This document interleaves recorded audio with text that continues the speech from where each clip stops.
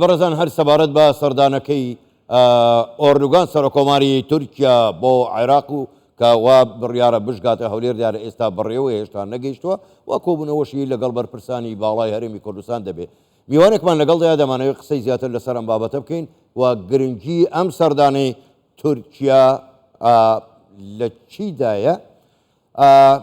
وەکو گوتم ئێمە میوانێکمان هەیە دەمانەوێت بزانین کە بۆچی بە دیاریکراویش لەم کاتەدا سەردانی ئۆردوگان بۆ عێراق گرنگە. بۆچی گرنگە لە کاتێکدا کە ڕۆژهەڵاتی ناوەڕاست دەکوڵێ. میوانەکەمان زۆر بەڕێز پرۆفیسۆر دکتۆر ئەحمەد ویساڵ شارەزای پەیوەندیەکانی تورکیا و عێراق سەرۆکی پێشووی ناوەندی لێکۆڵێنەوەی استراتیژی ڕۆژهەڵاتی ناوەڕاست ڕاستەوخۆ لە دەوحە پایتەختی قەتەرەوە لەگەڵماندایە. جەنابی پرۆفیسۆر دکتۆر ئەحمەد شەوتان باش گەلێک سوپاس بۆ بەشداریکردنتان لەگەڵمان لە ژووری هەواڵی کوردستان 24. وەکو پێشتری گوتم لە کاتێکدا دۆخی ڕۆژهەڵاتی ناوەڕاست دەکڵێ زۆر ناسە خامگیرە سەرۆکۆماری تورکیا سەردانی عێراق و هەرێمی کوردستان دەکا. گرنگی ئەم سەردانەی سەرۆکۆماری تورکیا لەم کاتەدا چییە؟ بۆچی دەگەڕێتەوە؟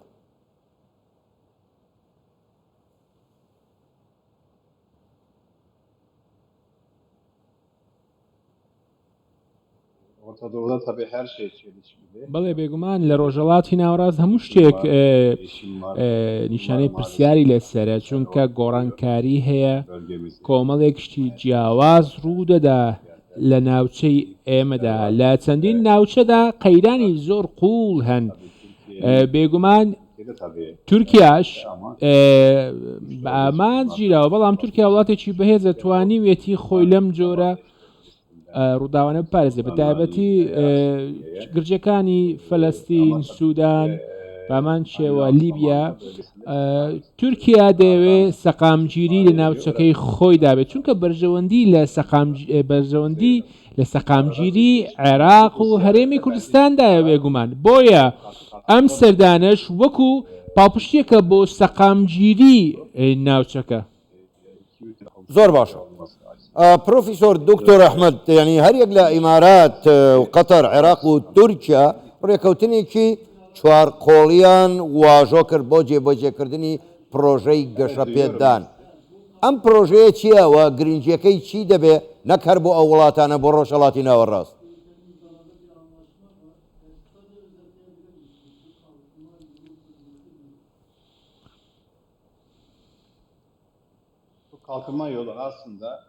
ڕێگەی گەشەپێدان لە ڕاستیدا بەردەوامی چەندین سەدەی بەر لە ئێستایە واتە ڕێگایەکە کەەوە چەند سەدە بەر لە ئێستا هەبووە و ئێستا مۆدرنیزە کراوە بە تایبەتی لە سەردەمی عوسمانیەکانیش هێڵی ئاسنینی بەرلین بەغداد حیجاز هەبوو بەداخەوە ئەمە ڕاگیراوە. ئێستا شتێکی لەمەچوو هەوڵی بۆ دەدرێت بۆ ئەوەی بتوانرێت وڵاتانی کەنداو لەگەڵ ئەوروپا ببەسترێتەوە و تورکیا و عێراقیش ببێ بە پردێک.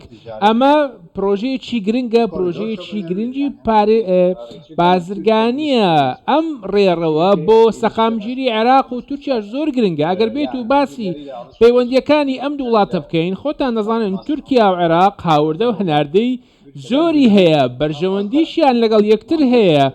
ئەم ڕێگەیە دەبێتە هۆی ئەوەی کەوا تێچووی هەناردە و هاوردە کەمتر بێت و هەردوو وڵات پۆزیتیڤتر لە یەکتر بڕوان و لە یەکتر نزیک ببنەوە. بۆیە پەیوەندیەکانی تورکیا و عێراقیش پێویستی بە گەشەپێدان هەیە. بۆیە پرۆژەکە بە شێوەیەکی گشتی سوودی بۆ خەڵکی عێراقیش هەیە و پرۆژەیەکی دۆستانەیە و کاتێک دەخرێتە چالاکیەوە گەشەپێدانێکی دیار دەبینرێ. زۆر باشە.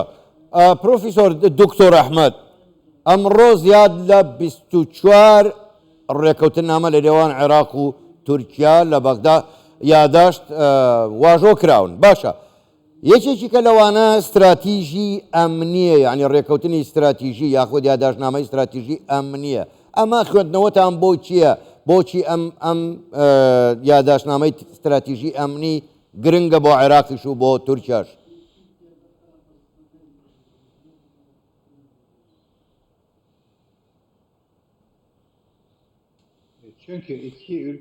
چونکە هەردوو وڵات لە چوارچێوەی دۆستایەتیدایە هەردوو لا ئیرادەی ئەوەیان هەیەکەوە زیان بە یەکتر نەگەێنن لە ڕێکەوتنامەی ئەنقەرەی ساڵی 1926ەوە ئەمە هەر بە هەمان شێوە بەردەوامە بۆیە لە دەستوری عێراقیشدا ئێستا ئاماژە بەوە دەدرێتکەوە ناکرێت هیچ ڕێکخراوێک لە نێو ئەو وڵاتانەدا زیان بە وڵاتی دیکە بدات بە وڵاتی دراوسێ بدات بۆیە کاتێک سەیری ئەم پرۆژانە دەکەین وا هەست دەکەین کە گەڕانەوەیە کە بۆ هەستی دۆستایەتی و هەستی دراوسێتی چونکە ڕێکخراوێک هەیە بە ناوی پەکەکە لە خاچی عێراقدایە و ئەمە هیچ جێرخانێکی یاسایی نییە نازانین ئەمانە میوانن ڕێکخراوێکی تیرۆریستی ناخۆش شتێکی بۆیە پێویستە زمینە سازیەکی باش بکرێت بۆ ئەوەی هەردوو وڵات زیاتر لە یەکتر بگەن. بەڵێ زۆر باشە دەستخۆش پرۆفیسۆر دکتۆر ئەحمەد ئویساڵ شارەزای پەیوەندیەکانی تورکیا و عێراق ڕاستەوخۆ لە دەوحە و لەگەڵ مامووی گەلێک سوپاس بۆ بەشداریکردنتان لەگەڵمان گەلێک سوپاس بۆ ئێوە